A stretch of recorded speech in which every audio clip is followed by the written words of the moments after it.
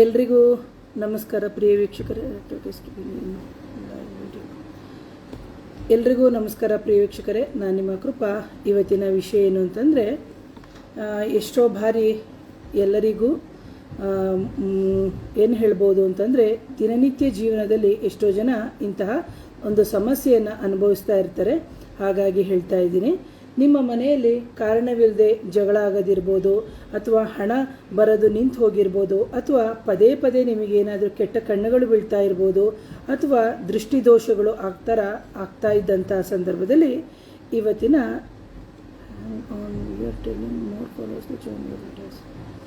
ಹಾಗಾಗಿ ಇಂತಹ ಸಂದರ್ಭದಲ್ಲಿ ನಿಮಗೆ ಹಲವಾರು ಸಮಸ್ಯೆಗಳು ಉಂಟಾಗುತ್ತೆ. ಯಾಕೆ ಅಂತಂದರೆ ನೋಡಿ, ಯಾರಿಗೇ ಆಗಲಿ ಒಂದು ಮನೆಯಲ್ಲಿ ಜಗಳ ಆಗಿರ್ಬೋದು, ಆರೋಗ್ಯದ ಸಮಸ್ಯೆಗಳಾಗಿರ್ಬೋದು, ಅಥವಾ ಏಳಿಗೆ ಆಗ್ತಾ ಇಲ್ಲ ಅಂತ ಹೇಳಿದಂಥ ಸಂದರ್ಭದಲ್ಲಿ ಅಥವಾ ಮಕ್ಕಳ ಒಂದು ವಿದ್ಯಾಭ್ಯಾಸದ ಸಮಸ್ಯೆಗಳು ಆಗ್ತಾ ಇದೆ ಅಂತ ಹೇಳಿದಂತಹ ಸಂದರ್ಭದಲ್ಲಿ ನಮಗೆ ಹಲವಾರು ಸಂದರ್ಭದಲ್ಲಿ ಯೋಚನೆಗಳಾಗುತ್ತೆ. ಹಾಗೆ ಗರ್ಭಪಾತಗಳಾಗುವಂಥದ್ದು, ಮನೆಯಲ್ಲಿ ವಿನಾಕಾರಣ ಅಮಾವಾಸ್ಯೆ ಹುಣ್ಣಿಮೆಯ ದಿನಗಳಲ್ಲಿ ಜಗಳ ಆಗುವಂಥದ್ದು, ಅದರ ಜೊತೆಗೆ ನಮಗೆ ಯಾವುದೇ ರೀತಿಯ ಒಂದು ಕಾರ್ಯಗಳೇ ಆಗದೇ ಇಲ್ಲ, ಮಾಡುವಂತಹ ಎಲ್ಲ ಕಾರ್ಯಗಳು ಸಮೇತ ನಮಗೆ ಅಡೆತಡೆಗಳೇ ಉಂಟಾಗ್ತಾ ಇರುತ್ತೆ.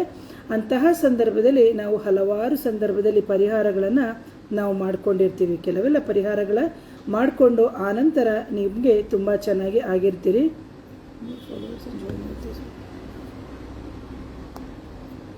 ಅದೇ ರೀತಿ ಇಲ್ಲಿ ಇನ್ನೊಂದೇನಾಗುತ್ತೆ ಅಂತಂದರೆ, ಇಲ್ಲಿ ನೋಡಿ, ಗಂಡ ಹೆಂಡತಿಯರ ಜಗಳ ಆಗಿರ್ಬೋದು, ಅಥವಾ ಸಣ್ಣ ಸಣ್ಣ ವಿಚಾರಕ್ಕೆ ಜಗಳ ಆಗುವಂಥದ್ದು ಆಗ್ಬೋದು, ಅಥವಾ ನಿಮಗೆ ಪದೇ ಪದೇ ಅಪಘಾತಗಳಾಗುವಂಥದ್ದು, ಅಥವಾ ಅವಮಾನಗಳಾಗುವಂಥದ್ದು, ಅಥವಾ ನಿಮ್ಮ ಒಂದು ಫ್ಯಾಕ್ಟ್ರಿ ಆಗಿರ್ಬೋದು, ಒಂದು ವ್ಯಾಪಾರ ಆಗಿರ್ಬೋದು, ಇಂತಹ ಕಡೆ ನಿಮಗೆ ಏಳಿಗೆ ಇಲ್ಲದೆ ಇರುವಂತಹ ಸ್ಥಿತಿನೂ ಸಮೇತ ನಿಮಗೆ ಉಂಟಾಗ್ಬೋದು ಅಂತ ಹೇಳ್ತೀನಿ. ಯಾಕೆಂದರೆ ಕೆಲವರೆಲ್ಲವೂ ನಮಗೆ ನಕಾರಾತ್ಮಕ ಶಕ್ತಿಗಳ ಸಮಸ್ಯೆ, ಅಥವಾ ಯಾರೋ ನಮ್ಮ ಮೇಲೆ ಮಾಂತ್ರಿಕ ಬಾಧೆಗಳನ್ನು ಮಾಡಿಸಿದ್ದಾರೆ, ಅಥವಾ ನಮಗೆ ಅನ್ಯ ಪ್ರೇತಾತ್ಮಗಳನ್ನು ಕಳಿಸಿದ್ದಾರೆ, ಅಥವಾ ಕೆಲವೆಲ್ಲ ನಮಗೆ ದಶಾಭುಕ್ತಿ ಸರಿ ಇಲ್ಲದೆ ಇದ್ದಂತಹ ಸಂದರ್ಭದಲ್ಲೂ ಸಮೇತ ನಮಗೆ ಕೆಲವೆಲ್ಲ ಒಂದು ನೆಗೆಟಿವ್ ಎನರ್ಜಿಯ ಒಂದು ಇಂಪ್ಯಾಕ್ಟಿಂದ ನಮ್ಮ ಜೀವನ ಹಾಳಾಗುತ್ತೆ ಅಂತ ಹೇಳ್ತೀನಿ. ಹಾಗೆ ಇಂತಹ ಏನಾದರೂ ಸಮಸ್ಯೆಗಳು, ಈಗ ನಾನು ಏನು ಹೇಳ್ತಾ ಇದ್ದೀನಿ ಆ ಸಮಸ್ಯೆಗಳು ಏನಾದರೂ ಇತ್ತು ಅಂತಂದರೆ ಖಂಡಿತವಾಗ್ಲೂ ನೀವು ಕಮೆಂಟ್ ಮಾಡಿ ಅಂತ ಹೇಳ್ತೀನಿ ಪ್ರಿಯ ವೀಕ್ಷಕರೇ.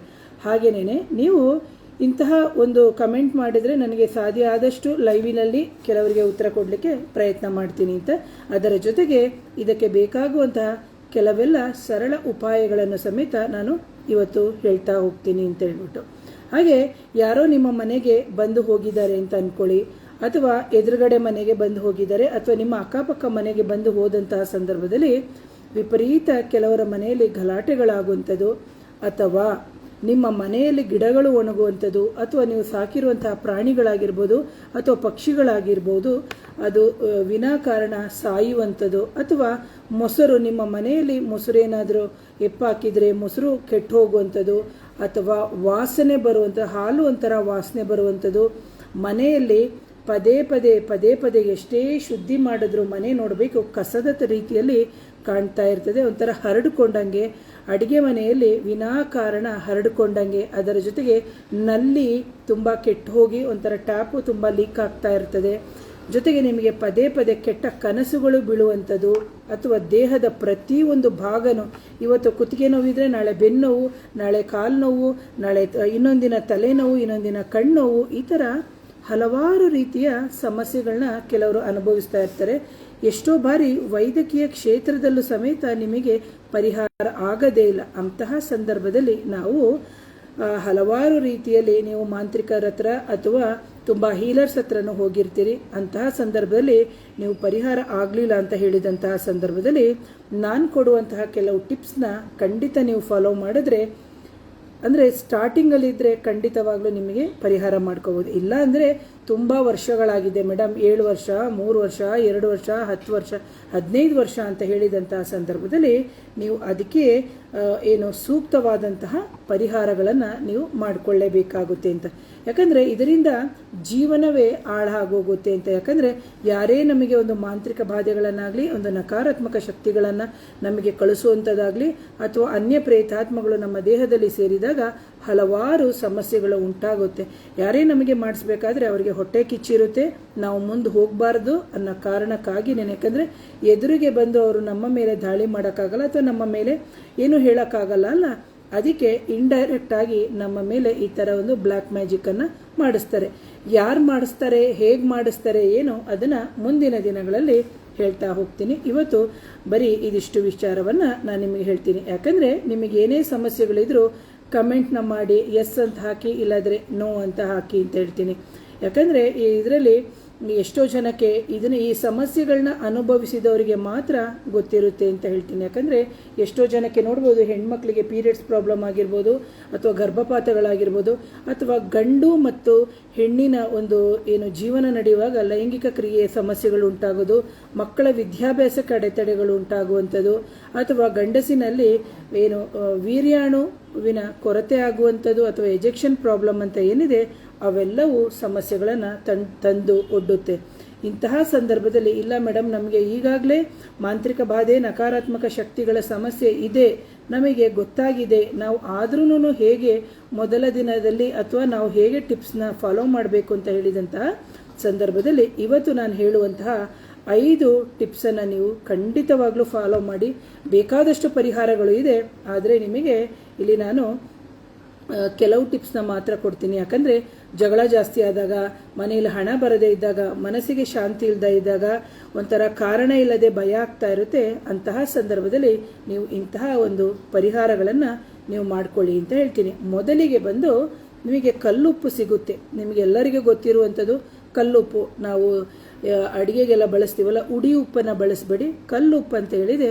ಉಪ್ಪಿನ ಉಪಾಯದಿಂದ ನಿಮ್ಮ ಮಾಂತ್ರಿಕ ಬಾಧೆ, ನಕಾರಾತ್ಮಕ ಶಕ್ತಿಗಳ ಪರಿಹಾರಕ್ಕೆ ದಾರಿ ಮಾಡ್ಕೊಬಿಡ್ಬೋದು ಅಂತ. ತುಂಬ ಸಮಯದಿಂದ ಇದ್ದಾಗ ಇದು ಟೆಂಪ್ರವರಿ ಅಷ್ಟೇನೆ, ಆದರೆ ಪರ್ಮನೆಂಟ್ ಆಗಿ ಮಾಡಬೇಕು ಅಂದಾಗ ಎಷ್ಟು ವರ್ಷದಿಂದ ಸಮಸ್ಯೆ ಇದೆ ಅವೆಲ್ಲವನ್ನು ನಾವು ನೋಡಿ ಪರಿಹಾರಗಳನ್ನು ಮಾಡ್ಕೋಬೇಕಾಗುತ್ತೆ. ನೋಡಿ, ಮೊದಲ ಬಾರಿಗೆ ಉಪ್ಪಿನ ಸಾಲ್ಟ್ ರೆಮಿಡೀಸ್ ಅಂತ ನಾವು ಹೇಳಿದಾಗ, ಉಪ್ಪನ್ನು ನೀವು ಪ್ರತಿದಿನ ಸ್ವಲ್ಪ ಉಪ್ಪು ಹಾಕಿ ಮನೆಗೆ ನೀವು ಹೇಗೆ ಒಂದು ಬಕೆಟಿಗೆ ಹೇಗೆ ಎಲ್ಲರ ಮನೆಯಲ್ಲಿ ಫಿನಾಯ್ಲೋ ಅಥವಾ ಸೋಪ್ ಪುಡಿ ಈ ಥರ ಹಾಕಿ ಮನೆಯನ್ನು ಒರೆಸ್ತಿರೋ ಅದೇ ಥರನೇ ನೀವೇನು ಮಾಡಬೇಕಾಗುತ್ತೆ ಅಂತಂದರೆ, ಕಲ್ಲುಪ್ಪನ್ನು ಒಂದು ಹಿಡಿ ಹಾಕಿ ನೀವು ಪ್ರತಿ ಸತಿ ಮನೆ ಒರೆಸುವಾಗ ನೀವು ಕಲ್ಲುಪ್ಪು ಹಾಕಿ ಒರೆಸೋದ್ರಿಂದ ಖಂಡಿತವಾಗ್ಲೂ ನಿಮ್ಮ ಮನೆಯ ಅಲ್ಲಿ ಇರುವಂತಹ ಒಂದು ನಕಾರಾತ್ಮಕ ಶಕ್ತಿಯನ್ನು ಉಪ್ಪಿನ ನೀರಿಗೆ ಎಳೆಯುವಂತಹ ಶಕ್ತಿ ಇದೆ ಅಂತ ಹೇಳ್ತೀನಿ. ಹಾಗೆ ಎರಡನೇದಾಗಿ ಇನ್ನೊಂದೇನು ಅಂತಂದರೆ, ಕಲ್ಲು ಉಪ್ಪನ್ನ ನಿತ್ಯ ಹಾಕಿ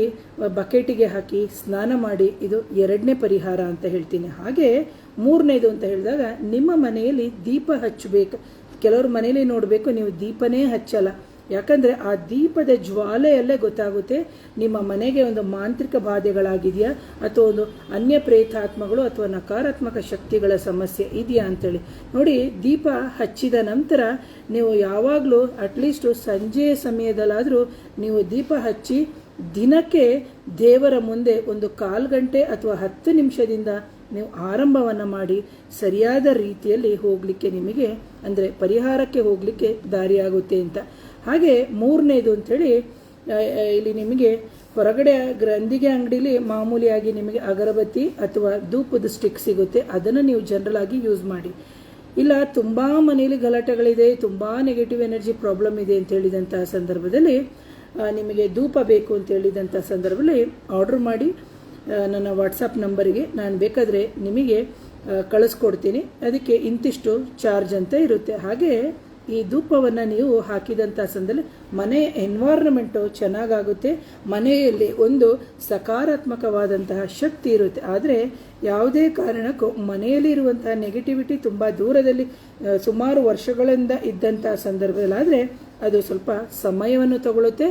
ಅದಕ್ಕೆ ಬೇರೆ ಆದಂಥ ವಿಧಿವಿಧಾನಗಳನ್ನು ನಾವು ಮಾಡ್ಕೋಬೇಕಾಗುತ್ತೆ. ಹಾಗೆ ಇದು ಸಮೇತ ನಮ್ಮ ಮನೆಗೆ ಸಕಾರಾತ್ಮಕ ಶಕ್ತಿಯನ್ನು ಕೊಡುತ್ತೆ ಅಂತ ಹೇಳ್ಬಿಟ್ಟು. ಹಾಗೆ ನಾಲ್ಕನೇದು ಅಂತ ಹೇಳಿದಂತಹ ಸಂದರ್ಭದಲ್ಲಿ, ನೀವು ನಿಮ್ಮ ಕುಲದೇವರು, ಪ್ರತಿಯೊಬ್ಬರಿಗೂ ಒಬ್ಬರೊಬ್ಬರು ಕುಲದೇವರು ಇರ್ತಾರೆ. ಅದು ವೈಷ್ಣವ ಸಂಪ್ರದಾಯದಲ್ಲಿ ವಿಷ್ಣು ಅಥವಾ ಏನು ನಾವು ಲಕ್ಷ್ಮಿ ಅಂತ ಹೇಳ್ತೀವಿ. ಹಾಗೆ ಶೈವ ಸಂಪ್ರದಾಯದಲ್ಲಿ ಬಂದಾಗ ನಾವು ಶಿವ ಮತ್ತು ಶಕ್ತಿಯನ್ನು ನಾವು ತಗೊಳ್ತೀವಿ. ಹಾಗೇನೇ ಅದು ಬಿಟ್ಟು ಕೆಲವರು ಇಲ್ಲ ಮೇಡಮ್ ನಾವು ಅದೆರಡೂ ಮಾಡಲ್ಲ ಅಂತ ಹೇಳಿದಂತಹ ಸಂದರ್ಭದಲ್ಲಿ ನಾವು ಆಂಜನೇಯನ ನಾವು ಆರಾಧನೆಯನ್ನು ಸಮೇತ ನಾವು ಮಾಡಬಹುದು. ನಿಮಗೆ ಗೊತ್ತು ದೇವಿಯ ಸ್ತೋತ್ರಗಳು ಅಂತ ಸಿಗುತ್ತೆ, ಆ ದೇವಿಯ ಸ್ತೋತ್ರಗಳನ್ನು ನೀವು ಹೇಳ್ಕೋಬಹುದು. ಜೊತೆಗೆ ಹನುಮಾನ್ ಚಾಲೀಸು ನಿಮಗೆ ಗೊತ್ತಿದೆ, ಹನುಮಂತನ ಮಂತ್ರದ ಪಠನೆಯನ್ನು ಮಾಡೋದ್ರಿಂದ ಎಷ್ಟೋ ಸಮಸ್ಯೆಗಳು ನಿವಾರಣೆ ಆಗುತ್ತೆ ಅಂತ. ಯಾಕಂದರೆ ಕಬೀರ್ ದಾಸರು ಹೇಳ್ತಾರೆ, ಈ ಹನುಮಾನ್ ಚಾಲೀಸ್ ಪಠನೆ ಮಾಡೋದ್ರಿಂದ ಭೂತ ಪ್ರೇತ ಪಿಶಾಚಿ ಇವೆಲ್ಲವೂ ನಮ್ಮ ಹತ್ರ ಬರಲ್ಲ ಅಂತ. ಆದರೆ ನಾವು ಇಲ್ಲಿ ಹೇಳುವಂತಹ ವಿಧಿವಿಧಾನಗಳು ನಮಗೆ ಸರಿಯಾಗಿ ಗೊತ್ತಿರಬೇಕು ಅಂತ ಇದನ್ನು ನಿಮಗೆ ಒಂದು ಪ್ರೊಟೆಕ್ಷನ್ ಸರ ಸಿಗುತ್ತೆ ಅಂತ ಹೇಳ್ತೀನಿ. ಹಾಗೆಯೇ 5ನೇದು ಬಂದು, ಪ್ರತಿ ಬಾರಿ ನಿಮ್ಮ ಮನೆಯಲ್ಲಿ ಪ್ರತಿ ಕಾರ್ನರು ಅಂದರೆ ಒಂದು ಗಾಜಿನ ಬೌಲ್ ತಗೊಳ್ಳಿ, ಆ ಗಾಜಿನ ಬೌಲಿಗೆ ಕಲ್ಲುಪ್ಪನ್ನು ಹಾಕಿ, ಇದು ಗಾಜಿನ ಬೌಲ್ ಅಂತ ಅಂದ್ಕೊಳ್ಳಿ, ಆ ಗಾಜಿನ ಬೌಲಿಗೆ ಕಲ್ಲುಪ್ಪನ್ನು ಹಾಕಿ ಅದರ ಮೇಲೆ ಅರ್ಧ ಹೋಳು ನಿಂಬೆಹಣ್ಣನ್ನು ಹಾಕಿ, ಆ ನಿಂಬೆಹಣ್ಣನ್ನು ನೀವು ಸತತವಾಗಿ ನಿಮ್ಮ ಮನೆಯ ಪ್ರತಿ ಕಾರ್ನರ್ಸ್ ಅಂತ ಏನಿದೆ, ಮೂಲೆ ಮೂಲೆ ಅಂತ ಏನಿದೆ, ಎಲ್ಲ ಮೂಲೆಯಲ್ಲೂ ಸಮೇತ ಇಡಿ. ಇದರಿಂದ ಏನಾಗುತ್ತೆ ಅಂದರೆ ನಿಮ್ಮ ಮನೆಯಲ್ಲಿ ಸಕಾರಾತ್ಮಕವಾದಂತಹ ಶಕ್ತಿ ಹೆಚ್ಚುತ್ತಾ ಹೋಗುತ್ತೆ. ಯಾಕಂದರೆ ಇದರಿಂದ ನಿಮ್ಮ ಮನೆಯಲ್ಲಿ ಇರುವಂತಹ ನಕಾರಾತ್ಮಕವಾದಂಥ ಎನರ್ಜಿ ಅಬ್ಸರ್ವ್ ಆಗಿ ನಿಮ್ಮ ಮನೆಯಲ್ಲಿ ಒಂದು ಪಾಸಿಟಿವ್ ವೈಬ್ರೇಷನ್ಸು ಬರುತ್ತೆ ಅಂತ. ಇದನ್ನು ನಾವೇನು ಮಾಡಬೇಕು, ಮನೆಯಿಂದ ಹೊರಗೇನೆ ಹಾಕಬೇಕು.